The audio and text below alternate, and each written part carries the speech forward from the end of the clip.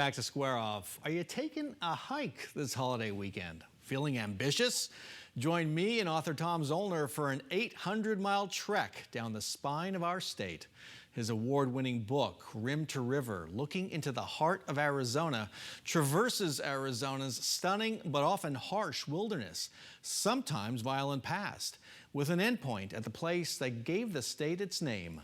I hope you enjoy our conversation. Want to make clear this book isn't a travel log. It's really more of a personal memoir, your rediscovery of the people, the place, the land, maybe Arizona's soul, what the state is all about. Why did you fixate on the idea that you had to hike the 800-mile Arizona Trail in order to tell that story? Arizona's at once a complicated human civilization, but it's against a magnificent natural backdrop.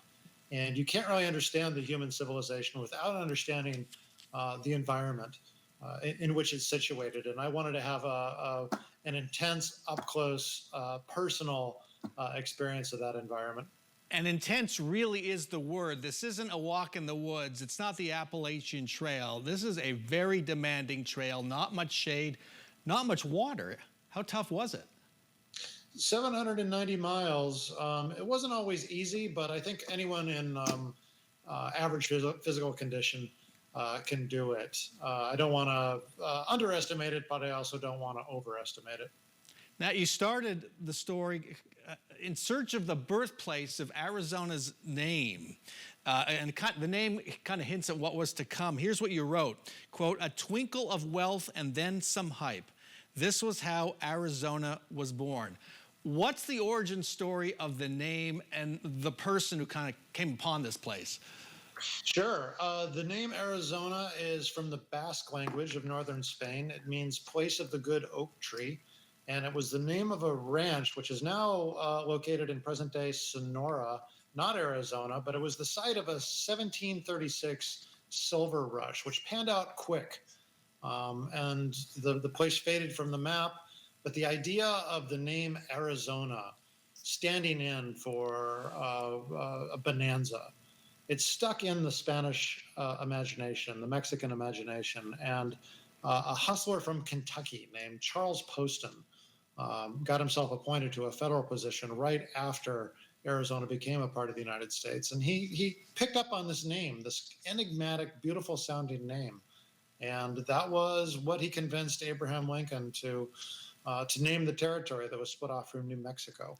And this idea of hype and the search for wealth, that's one of the themes in the Arizona story, isn't it? Oh, very much so. And you see that spirit, of course, enduring to today in all of its hopeful manifestations and also in its dysfunctions too.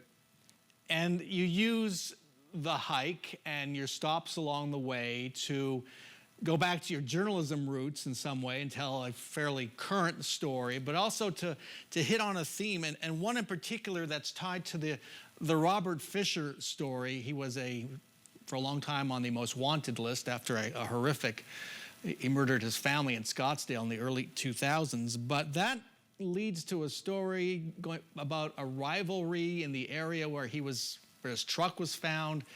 And the larger theme, and I want to get it right, about the mystique of violence in Arizona that's never disappeared. How do you see that in the arc of Arizona history?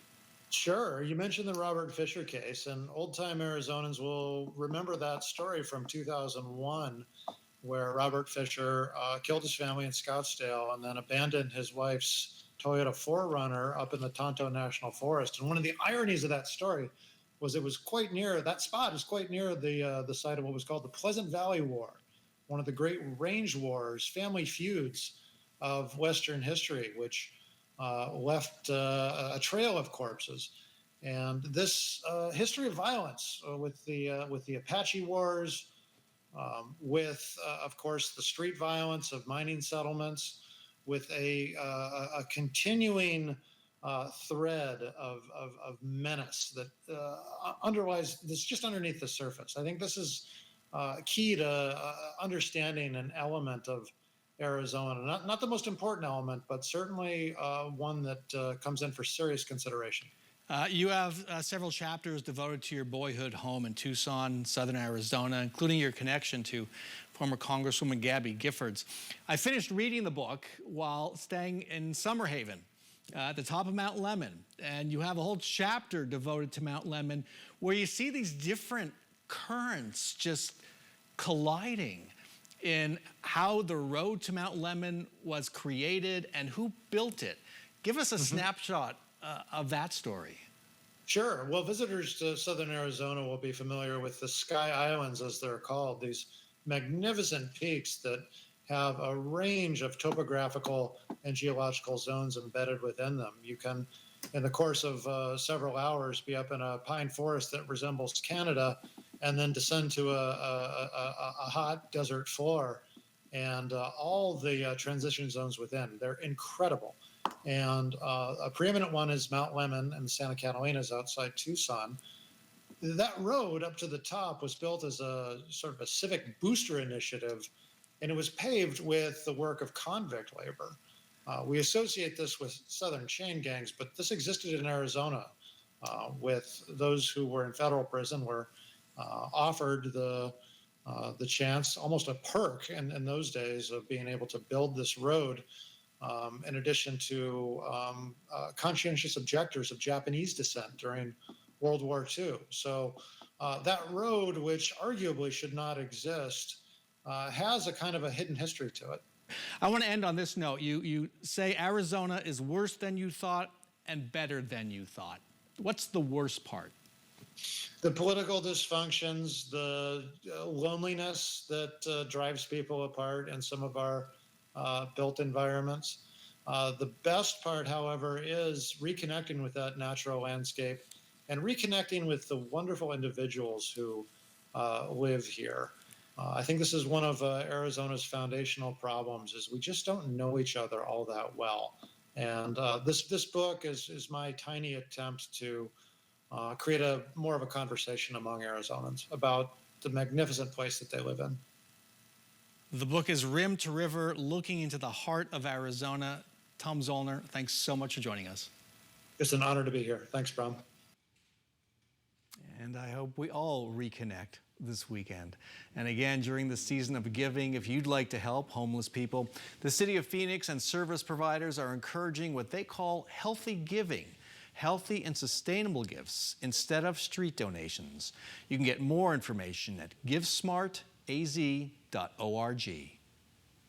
That's our show for this week. Thanks very much to all of our guests. Thank you so much for joining us. Enjoy this holiday weekend, reconnect, and we'll see you back here next weekend for another round of Sunday Square Off.